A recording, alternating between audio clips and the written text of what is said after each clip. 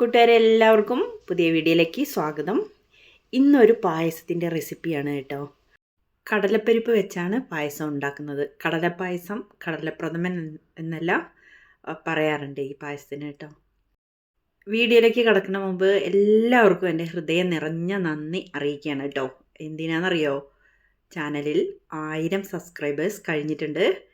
നിങ്ങളുടെ എല്ലാവരുടെയും സപ്പോർട്ട് കൊണ്ട് മാത്രമാണ് എനിക്കിത് പെട്ടെന്ന് സാധിക്കാൻ പറ്റിയത് കേട്ടോ. എല്ലാവരുടെയും സപ്പോർട്ട് കൊണ്ട് മാത്രമാണ് കേട്ടോ എനിക്ക് ഇത്ര പെട്ടെന്ന് ഇത്രയും ഫോളോവേഴ്സ് ഉണ്ടാവാൻ കാരണം. അതുകൊണ്ട് വളരെയധികം നന്ദി. ആ സന്തോഷത്തിലാണ് ഞാനിപ്പോൾ ഒരു പായസം ഉണ്ടാക്കാൻ വിചാരിച്ചത്. വല്ലപ്പോഴൊക്കെയല്ലേ നമ്മളിങ്ങനെ പായസം ഉണ്ടാക്കാറുള്ളൂ.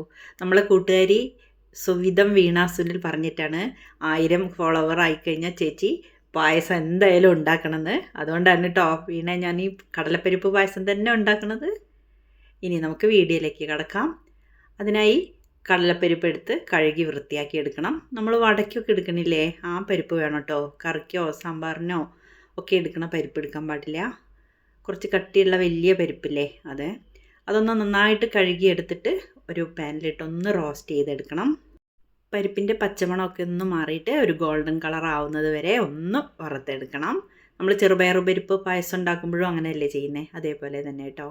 ഇനി നമുക്ക് പരിപ്പ് കുക്കറിലിട്ടിട്ട് പരിപ്പിൻ്റെ അളവിന് 3 ഇരട്ടി വെള്ളം ഒഴിച്ച് നന്നായിട്ടൊന്ന് കുക്ക് ചെയ്തെടുക്കണം കേട്ടോ. ഇത് കട്ടിയുള്ള പരിപ്പായ കാരണം കുറേ സമയമെടുത്തു എനിക്കൊന്ന് വേവിച്ചെടുക്കാൻ.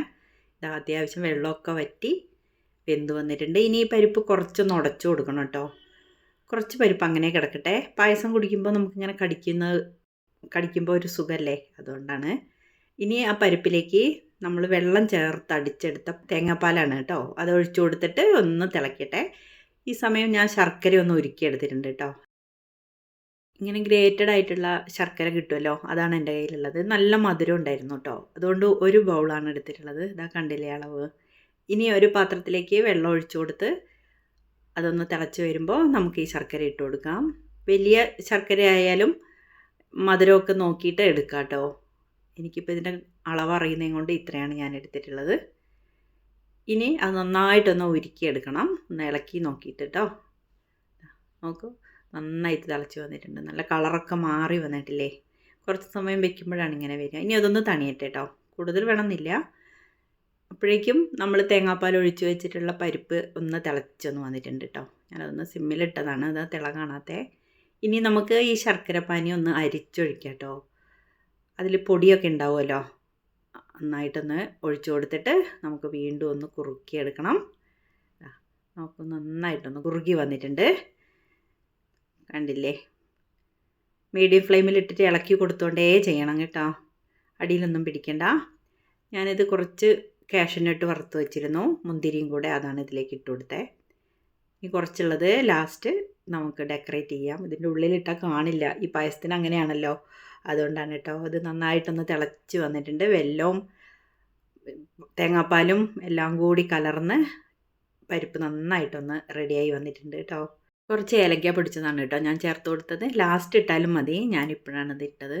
ഇനി നമുക്ക് അവസാനമായിട്ട് നമ്മൾ ഫസ്റ്റ് തേങ്ങാപ്പാലില്ലേ, കട്ടിയുള്ള പാല്, വെള്ളമൊന്നും ചേർക്കാതെ അടിച്ചെടുത്ത് ആ പാൽ ഇതിലേക്ക് ഒഴിച്ചു കൊടുത്തിട്ട് ഒന്ന് നന്നായിട്ടൊന്ന് ഇളക്കി ഒന്ന് കുറുക്കിയെടുക്കണം. സിമ്മിലാണ് കേട്ടോ. നന്നായിട്ട് തിളക്കിയൊന്നും വേണ്ട. 1 പാൽ ഒഴിച്ച് കഴിഞ്ഞാൽ അങ്ങനെ ചെയ്യാൻ പാടില്ല എന്ന് എല്ലാവർക്കും അറിയാലോ. നോക്കൂ, നന്നായിട്ടൊന്ന് കുറുകി വരട്ടെ കേട്ടോ. പരിപ്പിലേക്ക് തേങ്ങാപ്പാലും വെല്ലവും ഒക്കെ ഒന്ന് ചേർന്ന് റെഡിയായി വരണം. അപ്പോഴാണ് പായസത്തിന് നല്ല ടേസ്റ്റ് ഉണ്ടാവുക. റെഡി ആയിട്ടുണ്ട്. നോക്കൂ. ഇനി നമുക്ക് ഇതിലേക്ക് അല്പം അണ്ടിപ്പരിപ്പും മുന്തിരിയും കൂടി ഒന്ന് വറുത്തിടാം.